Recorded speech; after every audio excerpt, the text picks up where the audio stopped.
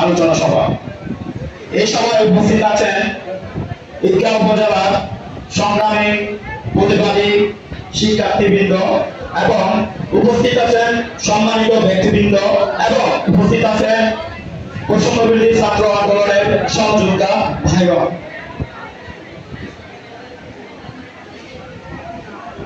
চকরিয়া বৈষম্যবিরোধী ছাত্র আন্দোলনের পক্ষ থেকে সকল সংগ্রামী ভাই বোন এবং সকল সহযোদ্ধাদেরকে চকরিয়া বৈষম্যবিরোধী ছাত্র আন্দোলনের পক্ষ থেকে শুভেচ্ছা, ভালোবাসা এবং আমাদের পক্ষ থেকে স্যালুট। আমরা কি সবাই ভুলে গেছি রক্তাক্ত জুলাইয়ের কথা?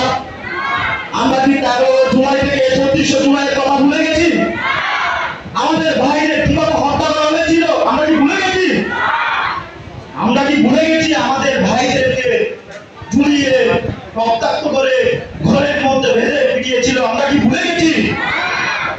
আমরা গণমুক্তনের আহত ভাই এবং শহীদ ভাইদের চিরতর পঙ্গু ভাইদের কথা ভুলতে পারি না, আমরা তা ভুলতে দিব না।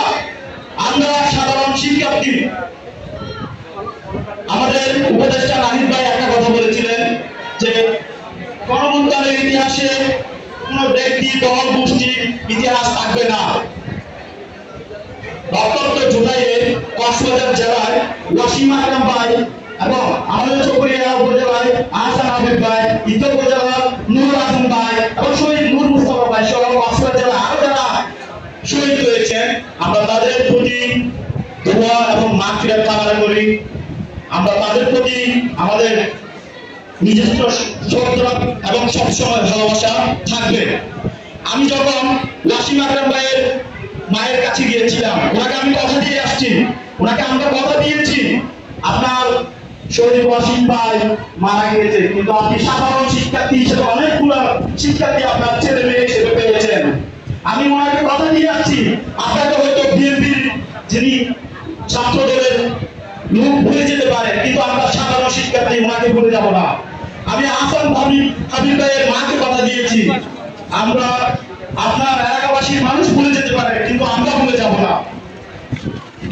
স্বাস্থ্য মন্ত্রণালয়ের তথ্য অনুযায়ী 1423 জন শহীদ হয়েছেন, 22,000-এর অধিক আহত হয়েছেন এবং 500-এর বেশি চিরতর পঙ্গু হয়েছেন। আমরা তাদেরকে শ্রদ্ধা, তাদের প্রতি আমাদের শ্রদ্ধা ও সম্মান আজীবন থাকবে। আমরা 34 জুলাই দেশ স্বাধীন করেছি। 5ই আগস্টের পর থেকে আমাদের জন্য রয়েছে নতুন যুদ্ধ। আমরা চকরিয়া উপজেলায় যেটা করেছিলাম, 5ই আগস্টের পর যখন আমরা দেখেছি আমরা তাদের বিপক্ষে গিয়েছি, যেখানে নিয়ে দেখেছি তাদের পক্ষে গিয়েছি। আমরা সাধারণ শিক্ষার্থী, আমাদের কোনো পক্ষ দল নেই নীতির মধ্যে থেকে আমরা সম্পূর্ণ কাজ করে যাব। আমরা সাধারণ শিক্ষার্থী যে আমরা উত্তর উপজেলা থেকে কক্সবাজার উপজেলার প্রত্যেক উপজেলায় যে সমস্যাগুলো এখন দেখা যাচ্ছে, আমাদেরকে চাঁদাবাজি, সিন্ডিকেট, বালুকারবাজি নানাভাবে হেনস্থা করা হচ্ছে, নানাভাবে আমাদের পিছুটান ধরে হচ্ছে। আমরা রুখে দাঁড়ানোর জন্য সমগ্র শিক্ষার্থীদেরকে একত্রিত হতে হবে। সমগ্র শিক্ষার্থীকে এক হয়ে আবারও আমাদের একসঙ্গে স্বৈরাচারী যারা চিন্তাশীল রয়েছে তাদেরকে রুখে দাঁড়াতে হবে।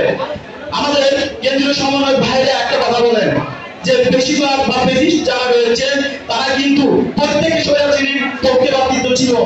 আমরা দেখেছি শেখ হাসিনা পতন হয়েছে, শেখ হাসিনা পতন হওয়ার কারণে কিন্তু শেখ হাসিনার পালিত হত্যাগুলো কিন্তু এখন থেকে গেছে। আমরা সকলকে চিনি, তাই বিধায় আমরা আজ তাদের সাথে কথা বলতেছি যেন আমরা শান্তিপূর্ণভাবে চলাফেরা করতে পারি। আমরা যুদ্ধ চাই না, আমরা শান্তিপূর্ণভাবে তাদের সাথে চলাফেরা করে সমাজ করতে চাই। আমরা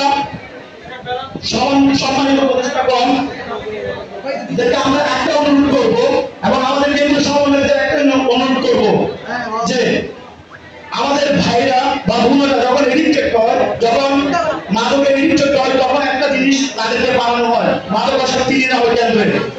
আমাদের 15-16 বছর ধরে যে স্বৈরাচার ছিল, এদের একটা মাদকাসক্তির মতো অবস্থা হয়ে গেছে। তারা দুর্নীতি, ঘুষ, চাঁদাবাজি এগুলো না করলে তাদের ভুল হয় না।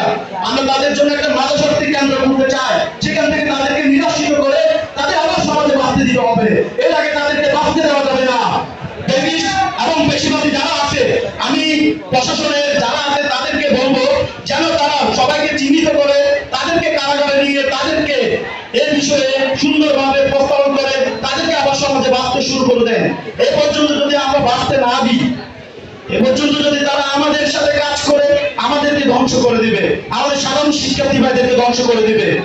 আমি শুধুমাত্র মীর মুগ্ধ ভাইয়ের একটা কথা বলবো।